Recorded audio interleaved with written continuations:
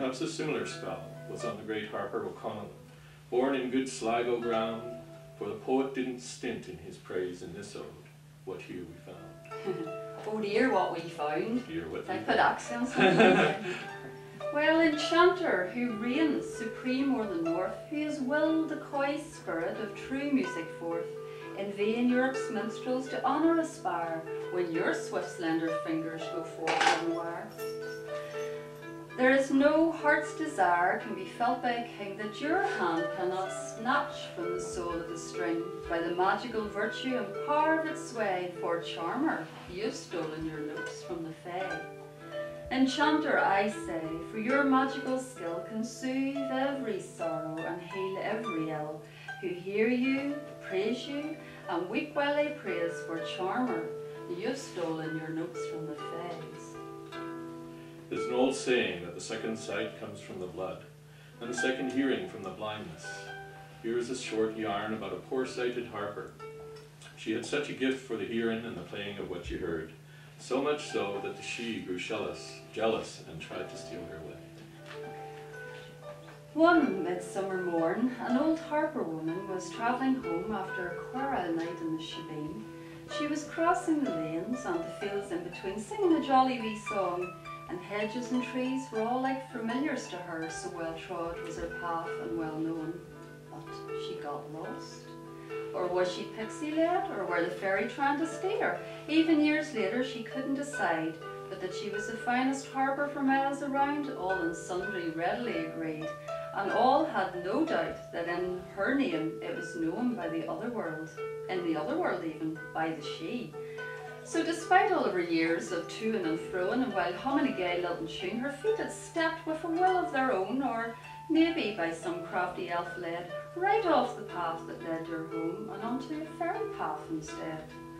So it was with dismay that on this midsummer's day, that instead of the welcoming sight of her clacking, it was on a path to her wrath, this poor tired woman she was walking.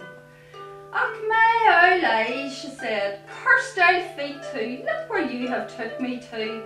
Ach, there's nothing for it but to set me down for a while. If only my eyes could hear what my ears can see, for then it's by my own wee fire with my clarsach I'd be.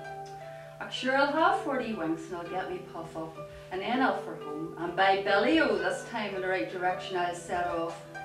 But she hadn't set for no more than a minute or two than she noticed, "It seems awful quiet. At this time of year, sure the birds and the bees, never mind the sheep and the cows, kick up a quarrel racket." But the world had gone all still. Ordinary sounds faded away. Even the wee birds seemed to be holding the songs back in their beaks, and the quarrelling crows had nothing to say. She went a bit forward, straining her ears as a big bumblebee sailed into sight, but no, not a sound from its wing, no, not a thing. But she heard something else even more mysterious close by, a weird tune on the air. It seemed to come from the sky.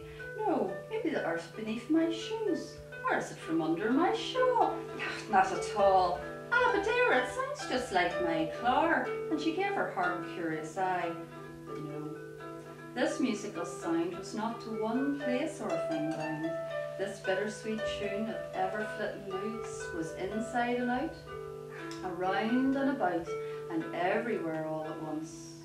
Ah, but sure, wasn't it beauty itself? A song made by silver voices singing, ringing and rising, each more ravishing than the other, till one glorious voice rose above all the rest. Singing it was, but not with our words, though if it did, this is what it said. "I am the sunlight in your heart, old woman. I am the moonlight in your mind. I am the light at the end of every child you've had, every dream you've had since you were a child. I am the voice in your heart forever calling, come away, come away, come away, O human child, away beyond all joy, beyond all tears, sorrows and fears. Come to me, I'll make you immortal." "Well, just you hold on a minute there, missus," says she, quickly covering her ears, for our eye laggy wasn't for going anywhere yet, not for many's a year. So even as the shimmering music struck a chord so exquisite on the ancient harp of her heart, she was up like she was scalded and off up the field with a start. Oh, that there music was ne'er made by harp fashioned by the human hand. 'Tis the fairy harpers looking for me, and if I'm not away, it's here in the morning my old body'll be found. So she picked up her clar, and on her old leg she ran, looking like a cow let out of a gate. She went careering through the fields at a queer old kilter, thinking, I hope I make the other side and not before too late. And by other side, if anyone's listening, I mean in this world here, just the other side of the field. For she puffed, of my kinsfolk I'm not yet tiring, she wheezed, and my harp and life I'm not ready to yield. Well, she made it across, but the music had seemed to follow her. So tears of longing rolled from her eyes as she greeted the hens at her gate, where she lingered a while, till the fey music died, time to go inside. Ach, but it was a powerful old tune now, full of the first light it was, and the first shadow too, and through my ears on my soul what wonders it drew, visions sublime beyond words of mine, of the shining world of the she still dance on my inner eye. Closing her eyes she thought, still I hear it inside my head, and though I would love one glimpse more of the tideless shore, I'll away on into my bed. But I know what I'll do, I'll fetch up the tune of it on my clarsach the morrow, and I'll weave their grand song through my wee tunes, their fine notes I'll borrow.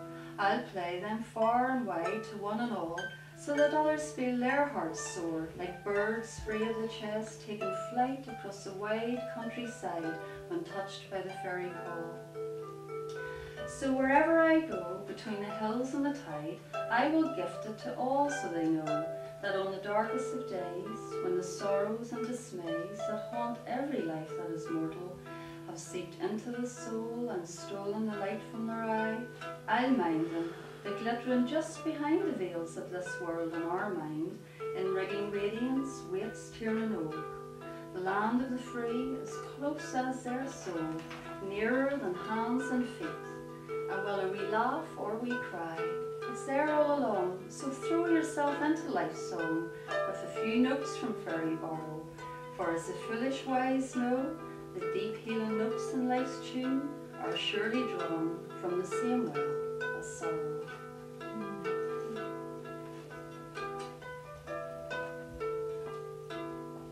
Well, now the harper woman loved this greenground far too much to leave it.